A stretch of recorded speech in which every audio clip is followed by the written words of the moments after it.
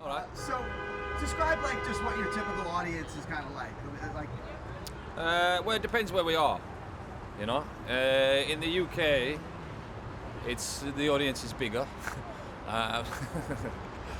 Ticket prices are slightly higher, so they're slightly more committed. Our audience has changed over the years. Not that we've been going for decades or anything, but it does feel like decades. When we started playing in the UK, the audience was generally for quite a while largely middle-aged. It was a small, largely middle-aged audience of Balding Fall fans.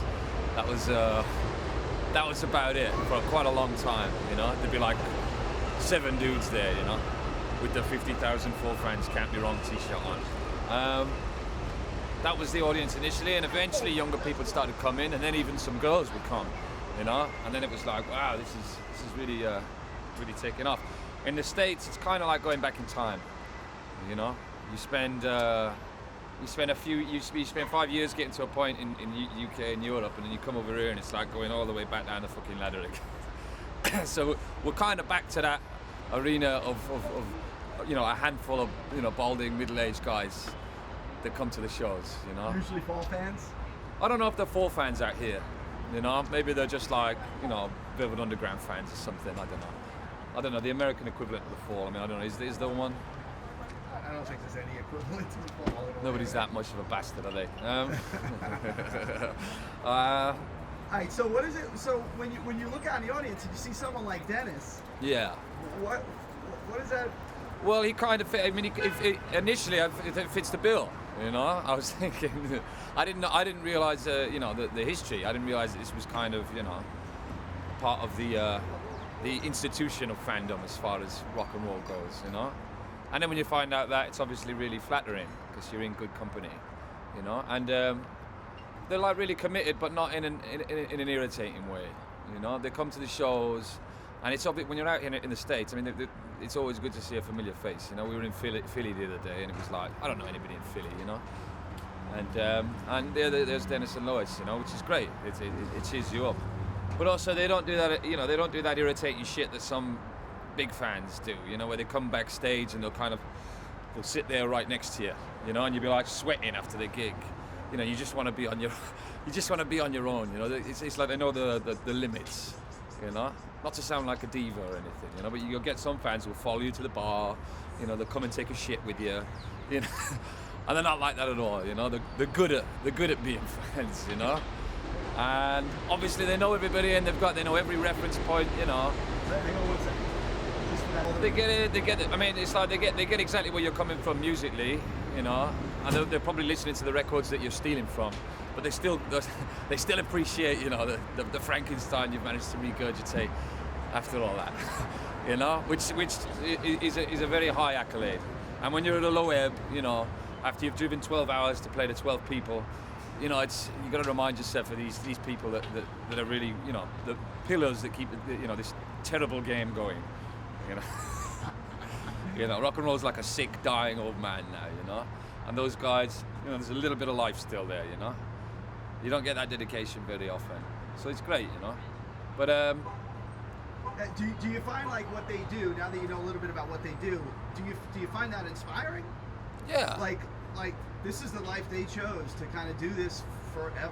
And yeah. Is there inspiration in that? I like it when you could just kind of give me a little bit about it. I like it when people give in to their obsessions, you know, all the way. It's, you know, it's interesting. It's kind of like you find what you love, and then you just that's it, you know. I'm not really. I'm fickle, you know. I change every week. I don't have that kind of, you know. I'm not centered in that way, but I find it kind of. You can get some sort of, you know, some sort of payoff from people like that are more centered like that, you know, that are consistent, that do know exactly what they love, and they're fully equipped, you know, with the vocabulary when it comes to the music and stuff like that. I don't have that, you know. So for me, it's good to have people like that around because you can learn things from them, you know. Yeah. Cool. And I want to do one thing where you kind of just describe Now they're slowing down, obviously, their age, Yeah. but also they don't really take care of themselves too much. Yeah. Like, because they're on the road a lot.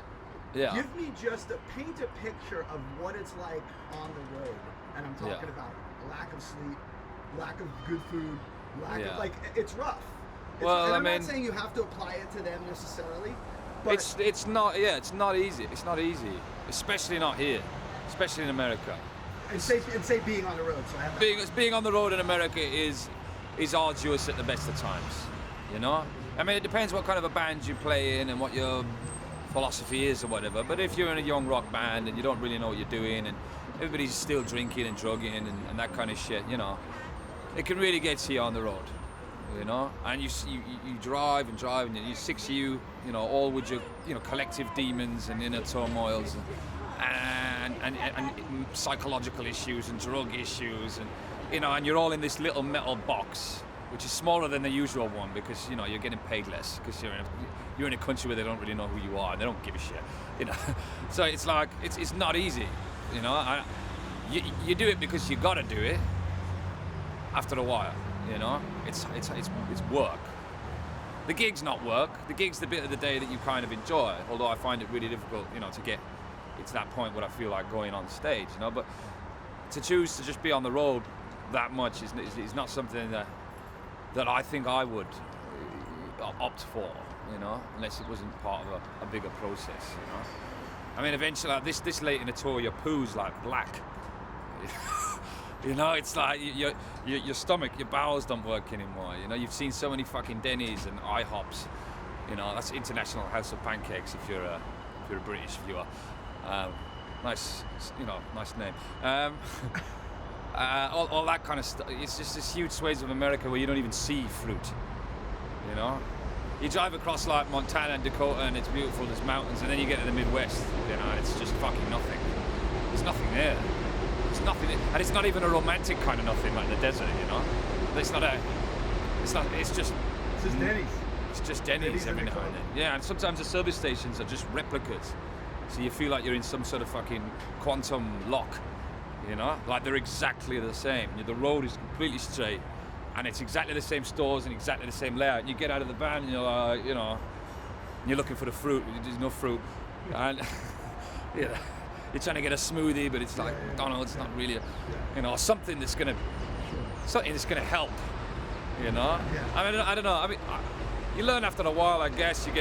Like, I don't drink after the gigs usually. I drink before the gigs for the nerves. But that doesn't help, you know. So you're drinking every day and eating shit every day. It can get hellish, and you know, and the last thing you want to do is fight with each other, you know. So people end up eventually just being silent. You know, you're just like, it's better to just not say anything. You know, because if we have a fight now, you know, if we start fighting with each other, this is going to be like worse than hell. It's better to just not talk. Because eventually you get these long swathes of silence in the vehicle. You know, you're just like, and you look at your phone for a bit, read about Trump, look out the window, read about Trump. It's nauseating, man. Isn't it? Yeah, This man. guy's God like bless all America, over the place. man. It's crazy. Okay.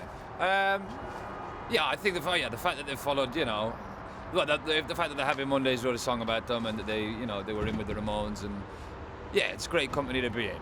And this late in the game, it's you know, it's a boost for us to have that kind of admiration. I don't really feel like we deserve it or that we belong in the same category, but times are tough, you know. And they must be running out of choices, you know. You know, they must be running out of options. There can be no other explanation for it. But we're honoured nonetheless. You know. Cool. Thanks so much. No problem, I man. appreciate it.